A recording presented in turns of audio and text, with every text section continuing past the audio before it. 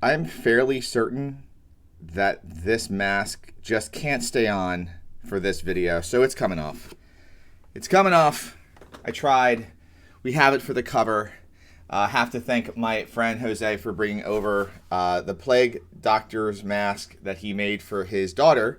His daughter is the priest character in our weekly Shadowdark game. And I said I wanted something authentic for today's video. And I've tried to dress up where possible. And you can't get much more Plague Doctor-y than a homemade Plague Doctor's mask. So we're gonna pop that right there next to our poison container. I got it for the cover picture, right? So for the little clip that you click on to get into the video, that's got the mask, so it works. Hi, I'm James. Welcome, fellow and future Shadow Darklings, to Living for Crits. And this is part 5 of a 4-part series. So you want to be a blank. In the Shadowdark Role-Playing Game, I have covered fighters and wizards and thieves and priests in Kelsey Dion's amazing RPG. Our game is continuing every Friday. We're now 20 sessions in. Characters are nearing 6th level, so the gaming is going strong in our house. And lo and behold, there is a Plague Doctor class that I can't say it appeared out of the ether. It appeared out of an elixir that I discovered while bouncing around the Discord server for the Arcane Library, and I saw a new backer kit crowdfunding campaign for Unnatural Selection, which is a supplement to be used with Shadowdark, the Shadowdark RPG. But Unnatural Selection, the Untamed and Underworld, is out there right now. It's presently running until September 21st. It's with Dungeon Damsel Creations is who's doing it. They're at like 78,000 right now with 1,300 backers, 1,317 backers, and there's 12 days left. So as recording this today, which is September 9th, and this will release like minutes after I finish recording it, because I do know editing. I do know. IDONO. Not that I know it, KNOW. I don't do any editing. It's just, I just spit this out onto the internet and hope you all go to the videos that really cover this well and not my half-assed attempt to talk about stuff that I'm interested in.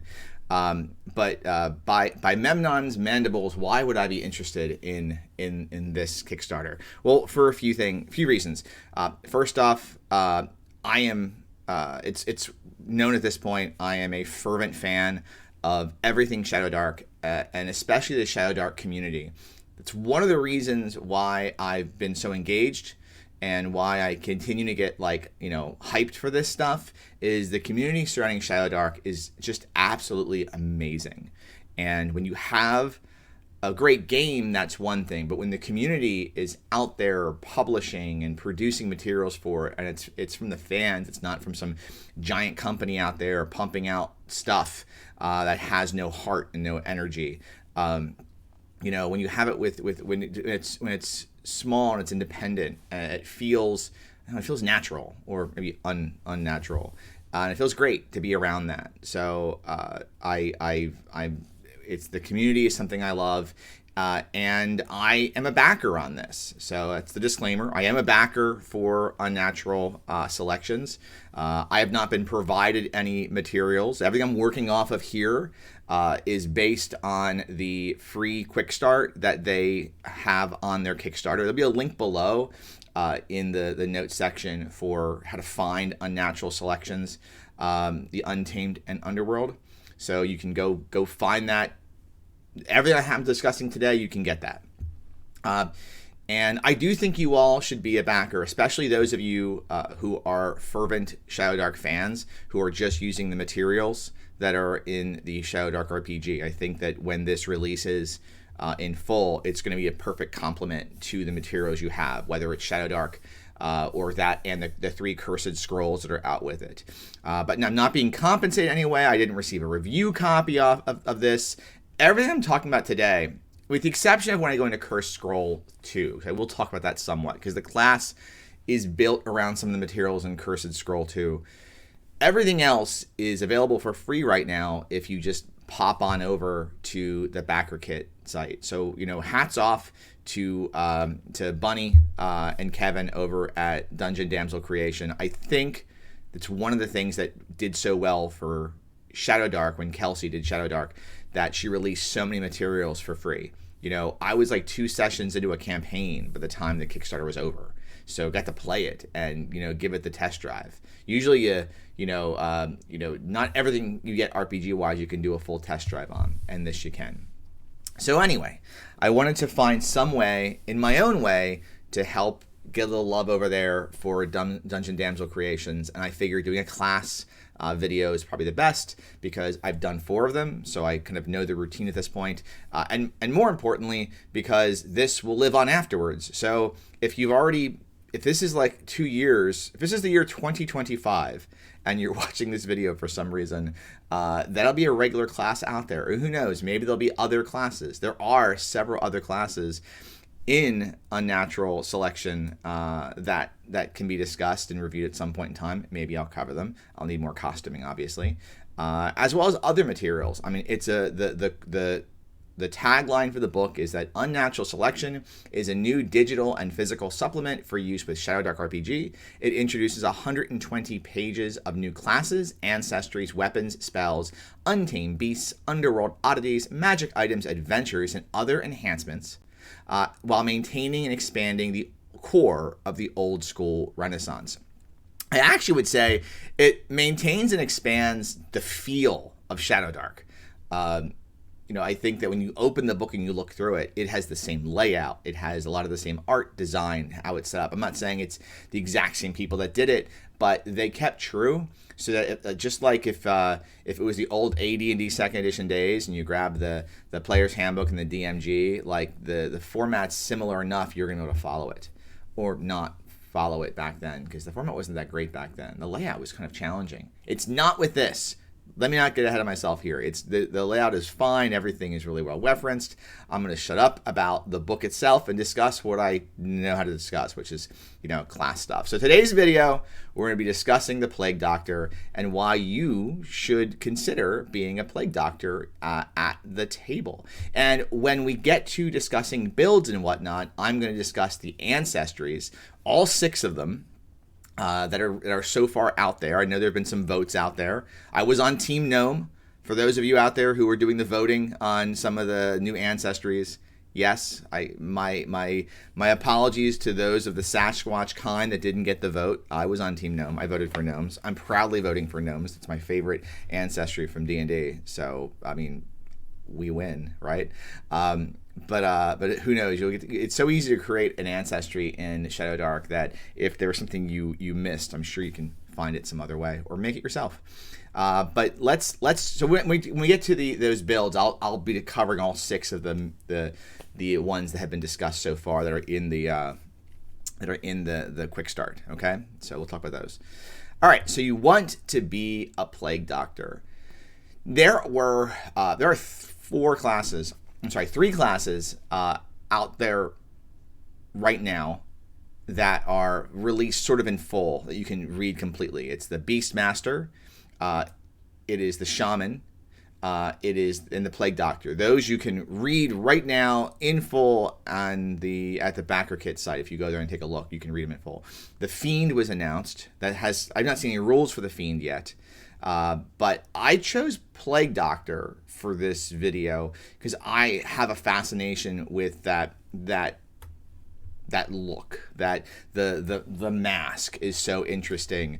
I have 2 Hero Forge miniatures, both with a mask. One, whose name is Plague, with 2 A's in the middle, was for a halfling build for Dungeon Crawl Classics I had as a character. And the other one was for my Shadow the Demon Lord character I played last year and early this year, Somnos, the Priest of Witchcraft. And he was forced to wear a Plague Doctor's mask that could actually split down the middle and open up to reveal his terrible visage, because his face was screwed up by a horrible curse. So I have a fascination for that. Plus, I guess it kind of started with Darkest Dungeon. I didn't finish it, but I did play a lot of Darkest Dungeon. I thought the Plague Doctor build out of Darkest Dungeon was really cool. It definitely had that creepy gothic vibe to it. And then personally, I think I have a fascination with the Plague Doctor and the mask because of, since 2020, mask wearing's been a thing. We've dealt with our own plague, and during the pandemic, I work for a commercial cleaning company. So while a lot of folks were at home, and if you could be, that's fantastic. During all or most of the pandemic working from home, we were out there with teams leading people that were doing, disinfection services and things like that for companies that were nervous about the pandemic. So I used to joke about, me being a plague doctor and things like that as we were, at that time. And I don't know, it just feels natural to me to want to play one of the games. So I would love to be a plague doctor in an RPG. And why would you want to be a Plague Doctor in Shadowdark? First, if you enjoy flexibility and you want to play a class that is a hybrid of offense and defense, you're not going to be fantastic at either end, but you're going to kind of ride the line down the middle. You're going to have ways to do both. Be a Plague Doctor. If you want access to special powers and abilities without relying on magic per se, like you're not going to have spells, you're going to have elixirs, be a Plague Doctor. If you want to be a survivor, able to bring yourself back from the brink on your own, definitely be a Plague Doctor. And if you're like me and you think they look rad, then be a Plague Doctor. Let's go and look at the abilities and talents of Plague Doctors in Shadowdark. So first off, like priests, they get 1d6 hit points per level. So more than a thief or wizard, less than a warrior, just like a priest. For weapons, Plague Doctors focus on a special selection of gear that's out of Unnatural selection. It's notably with the injectable property. It's listed with an I. So when the injectable means you can forgo moving to apply a poison or elixir to this weapon and inject a target with a successful hit. So how I read that as, if you are stationary, you can give up your move to add the poison to the weapon. And therefore, on your action, go ahead and attack with that weapon and inject the poison. So you have the stiletto, which is the cheapest finesse weapon. So it's the cheapest weapon here, and it's a finesse weapon. So you can use your dexterity instead of your strength for your attack roll. It's 1d4 damage, just like a dagger. It's injectable. What's different from a dagger is it cannot be thrown. It's just not balanced for that. So it's not a ranged weapon. The rapier, I remember the short sword not having the finesse property. So you couldn't get your dex bonus with a short sword. So I always say if you're a thief with a high strength, carry the short sword, but otherwise use the dagger because that's the finesse weapon. The rapier is a finesse weapon with a d6 damage. So that's going to be your highest damage causing weapon as a Plague Doctor. And if you have a high dex, it's finesse. It's going to help you there. It's 8 GP. It also has injectable. Darts are injectable. It's 5 for $1 or a gold piece. It's only 1d2 damage, but they're like throwable needles. We'll go in later how I think you could work the system, whether this is designed this way or not. I hope it is. I think it's pretty cool if it is. You can always throw a needle at a fellow party member to help heal them, and get that dart in their back to inject them with a needle. Or you hit them with a needle whip. It's a ranged weapon that has the lashing property from Cursed Scroll 2. So lashing just means it never leaves your hand. It's a ranged weapon. But you don't have to worry about letting it go. You're just going to keep it in your hand and lash out. But you can add poison to that. And then for armor, you have leather armor. So better than nothing. And then languages, you get 2 additional common languages. This is not the wizard. This is not the priest. You're not going to speak primordial. You're going to have enough to maybe add orc or goblin to your tongue. So let's talk elixirs. Elixirs are the core of this class. So Plague Doctors gain all of their abilities essentially through use of alchemy and these elixirs. And I'm going to read verbatim what's right now. This is directly from Unnatural Selection.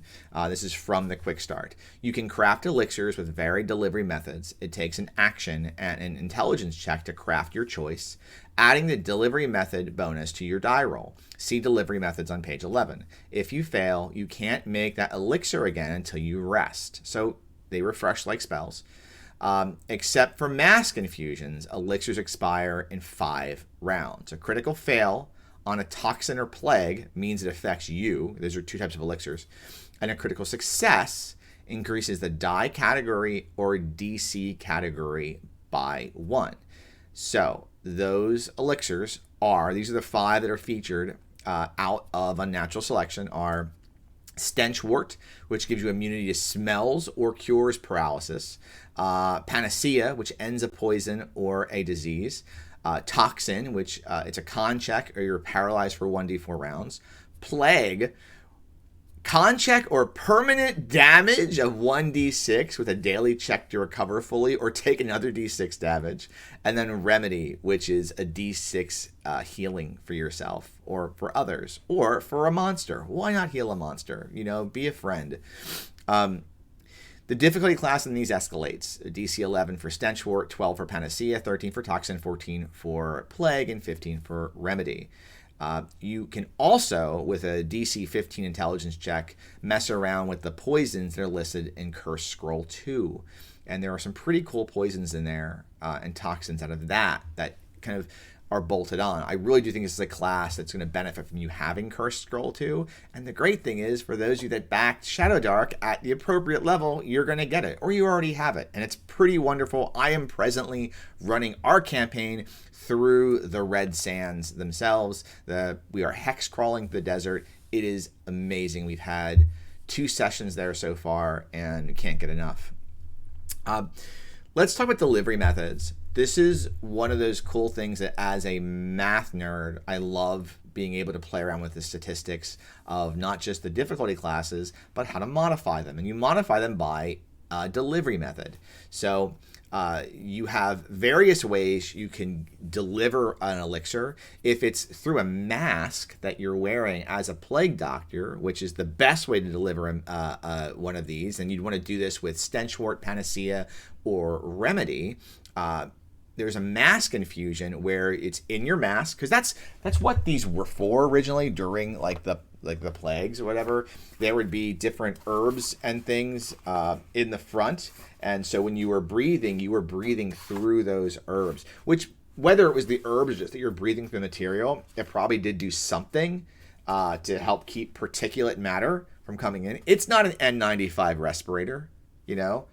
But if you put an N95 respirator in here and you wore it, it'd probably be fine. So maybe if I ever have to worry about that again, I'll go ahead and toss a respirator in those and wear that to work. That'd be great. So one of the special abilities for a plague doctor is that you can load an elixir in your mask and just have it ready to go. And for an entire day until you use it, it's in there. And it can be, you can use that, including the healing one, the remedy, even if your death timer is running. So let's say you're knocked below 0 hit points, right? And your death timer's going. You can say, well, I'm going to use the mask infusion and breathe in the remedy, and boom, you are back in the action without a priest having to heal you, without something having to come over and take care of you and stabilize you, staunch your wounds. That's the mask is doing it for you. That's why this is a great class if you want to be a survivor. Swallowing these elixirs also makes it easier. It's a +1 bonus to your roll to beat that DC if the elixir is swallowed. Whether or not you can, con a target into drinking it, or you could administer it by handing out potions. Remember, with the Plague Doctor, you can give your fellow party members these potions, these elixirs, and they can have them working for 5 rounds. So if you feel like there's a combat coming, and you've got your mask ready to go, you have your own remedy, but you want to give the fighter in the party a remedy to elixir, you brew one up before you enter the room, hand it over, and then boom, you've got it. If you do it through injury, through injectable. There's no bonus to your DC of using it. Touch is a -2 penalty, and a inhaled toxin or remedy or any kind of inhaled elixir is a -3 penalty to the delivery method. That means if you're trying to throw a vial of plague to hurt a whole area, you're going to have to roll D20 -3 plus your intelligence modifier and beat a 14. Whereas if you were able to get someone to drink something with the plague in there, it's a +1 bonus and a -3 penalty. But the inhalation means everything in a near radius is going to be affected. That can be really great if you're trying to heal a whole bunch of friends. So in play, this is mix and match. You heal your friends by chucking an elixir in the middle of them, or maybe you just you take that one potion that you've got and you put it somewhere where someone will touch it, and that's how it's delivered. So, and there's one other way I think it's pretty cool, and this is kind of unique. I like that this is in there for the Plague Doctor. A Plague Doctor can mesmerize an insect, and once per day get the insect to inject an elixir. I think it's a neat ability. It kind of it lets me think of that the Plague Doctor is a creature of finesse. Maybe not all dexterity finesse, but it's not always going to be the case where they're out there just creating great explosions like fireballs and this and that, but they're delivering death in their own way. You could also use that insect, I think, to heal someone. It can deliver. Just because it says in elixir doesn't mean it has to be a bad thing. Plague Doctor talents, like all classes in Shadowdark, they get talents. They get bonuses to intelligence or dexterity, a +1 bonus to elixir tests. They can gain advantage on elixir checks for one type of elixir. I think it'd be fantastic with plague or remedy. I don't know what those would be the first two I'd go for. They can increase the elixir die category by 1 with on a particular elixir. So you've got your.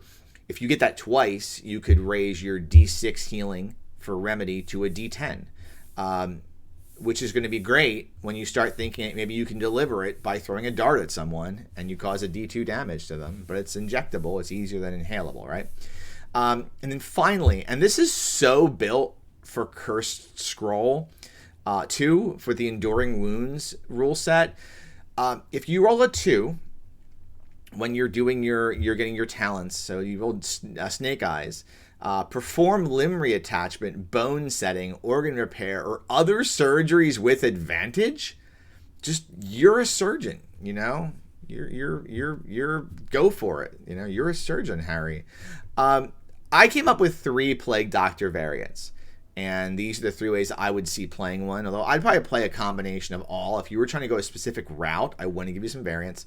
The Good Doctor variant, you are always hard at work to keep the party healed up and fighting spirit. You're going to focus on remedy. Maybe you've got that bonus to remedy. You're at a D8, a D10, a D12 with your remedies at higher levels. You can be chucking those healing darts when you need to, or your intelligence is so high that beating that -3 penalty to an inhalation, you're healing the whole group. A priest is healing one person, you're healing the whole group. I would say don't drift into melee. If you are the Good Doctor, stay back, use a needle whip, use darts to help, in the fight where you have to. The Chelonian is a ancestry out of Unnatural Selection. It is a wise turtle man, and if you're a Chelonian Plague Doctor, you'll have an additional +1 bonus to your armor class. Again, I see this as the Good Doctor wants to be the survivor. Another great way to survive is the Half Troll. Half Trolls gain 1 hit point every single hour up to their full HP. So you're constantly kind of refreshing your HP. So that'd be another good way to have that survivable Good Doctor. The next build I say is the Hired Killer. I almost said Assassin, but I used Assassin I think already for the Thief video maybe. But I think Hired Killer works. You're here to murder. It's about poisons and diseases. So get comfortable with the poisons out of Cursed Scroll 2. Use Toxin to take key targets out of the fight. Deliver Toxin with your stiletto or rapier or needle whip to put people into being paralyzed, and unleash the pain with those weapons. They do some decent damage. It's easy to get close to monsters in the dark if you're a hired killer. If you are a shadow elf, especially, that's one of the new ancestries, because in darkness, monsters attack other targets before they attack a shadow elf. So essentially, it's like having protection from evil or sanctuary. I think that was from D&D on yourself. Like things will attack other guys; they won't attack you. So you can get close and deliver some damage and deliver that poison easily if you're attacking monsters. Or if you want to kill someone really easily, be a Dragonborn hired killer, because once per day, you can just do a 1d8 damage free attack. There's no roll, it's just boom. Once a day, I'm doing 1d8 damage to that target. That could also kill, especially at lower levels. I really like the idea of a Dragonborn hired killer. You don't get the plague mask per se. Maybe it's just a smaller mask. Maybe it's a dragon mask on top of your dragon face, right? Because people have human masks. Why wouldn't you have a dragon mask? The last build is the Spy. There are some pretty great poisons in Cursed Scroll 2 that can be used outside of combat, and I think a Spy would know how to use all of them. Drowsy Dust puts targets to sleep, which I guess could be combat too. Ether of Eidos gives targets waking nightmares, so that'd be a great distraction. And then Truth Speak Oil does exactly what it says it does. So it's going to cause a target to gibber truths for an hour. So a Tiefling Spy can find targets easily in the dark because they can once per day see heat signatures. It's not quite dark vision, but it's something like dark vision, right? And then a Forest Elf Spy, after the mission is over, they can they're very mobile with forest footwork, and it helps them move quickly out of combat and away from the action, away from the tavern that you've caused a scene at. You jump off into the woods. I think the Forest Elf, since that build, that ancestry is more designed for outside of a dungeon, I think it would work with this. And obviously, you could be a human plague doctor. Humans are boring. That's out of the Shadowdark RPG book, and we're talking Unnatural selection here. I think, and I don't know what the gnomes talent is or ability is, but I think the gnome would make a fantastic plague doctor because gnomes are the best. All right, so spending your money. The great thing about plague doctors is you don't need much to cure or cause plagues, right? You get 2d6 times 5 gold pieces to start for any class. That's going to get you anywhere from 10 to 60 gold pieces. We've talked about this in other videos. What do? If you have all the money in the world, get your leather armor, you get your needle whip, you get a rapier, and you go ahead and you get your crawling kit. And right there, that's going to run you about 35 gold pieces. So if you get better than average, that's where you're at. If you're around average at 30 GP, I would say take the needle whip or the rapier. Pick which way you want to go. Sorry. If you have a higher strength or a higher dexterity and constitution, your hit points are good, maybe take the rapier. Because you'll be in melee more. If you don't want to be in melee, take the needle whip. But what if you only get 10 gold pieces? That's been a theme I've gone for the entirety of these videos. If you roll Snake Eyes, you're still very playable. 1.5 gold pieces, 1 GP, and 5 silver buys you a stiletto and 5 darts. That's really all you need. And then use the rest of your money for your crawling kit, or pick and choose what you want out of your crawling kit. So I have some tips for playing plague doctors at the table. Another full disclosure, for the other classes, I have seen them in play. For the plague doctor, this is conjecture, but I know what I'm talking about, right? So I've been doing these videos for a while. Know your elixirs and poisons. If you have a lot of options right off the bat, from Cursed Scroll 2 and then from the elixir list here in Unnatural Selection. I'd say print a list of them and have it handy so you know what's going to be best suited for the moment, and really consider preparing yourself. If you can reconnoiter the room ahead and know what you're facing, it's a bunch of spiders. Okay, we're dealing with poison. I want to create at least 2 panaceas, hand them to the party members. They're only going to last for a few rounds, but you have some poison healing in the first rounds of combat, so get those out to the group. Potions only, or elixirs only last 5 rounds. So, you don't want to spend too many rounds preparing, but at the very least, you're spending at least 1 round preparing before any combat if you can. And then just don't let the party Leroy Jenkins the moment. Don't let them just charge in if you're doing that preparation. Be tactical, right? stay out of melee as much as possible. You can drift into it, and you're going to have to, but don't stay there. Take advantage of the fact that in Shadowdark, there are no attacks of opportunity. So even if you're a Chelonian and you have an extra bonus to armor class, or a Dwarf Plague Doctor and you have extra hit points, don't risk it. Get in there, deliver your toxin, and get out. Get in there, heal your friend, and get out. Even better, make use of the inhaled delivery method when possible. Okay, so and then finally, you have lots of ways to deliver your elixirs. Be creative on how to use them. I mean, I was reading this and thought, oh, darts, 1d2 damage, but heals 1d6. I think a player would take that. I actually remember, I don't remember exactly which, I think it was the occultist out of Darkest Dungeon, where you could heal everyone in the party, but you had a chance of, you cause them damage first.